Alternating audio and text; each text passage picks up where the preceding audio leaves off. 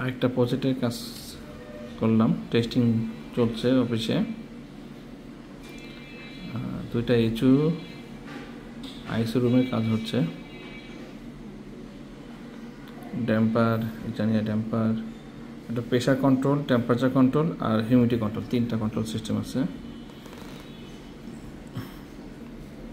Supply temperature, VFD command, VFD indication, VFD fault, compressor, load unload আছে, heater আছে 2 stage.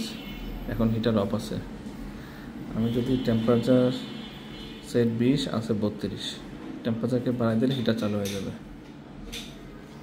Temperature যদি আমি 35 করি, সেট পয়েন্টে বাড়াই দিই, তখন আমার হিটারটা চালু হয়ে যাবে। হিটার অন হয়ে গেছে।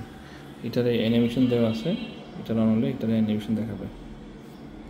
আবার সেট পয়েন্ট 20 করলে হিটার বন্ধ হয়ে যাবে। এটা এইচু। নেক্সট এইচুতে যাই আমরা।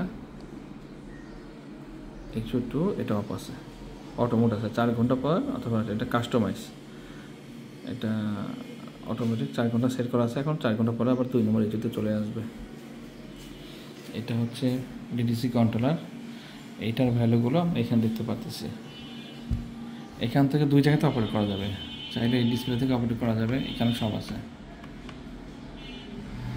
টাচ স্ক্রিন ডিসপ্লে, এখানে গ্রাফিক্সও দেখাচ্ছে।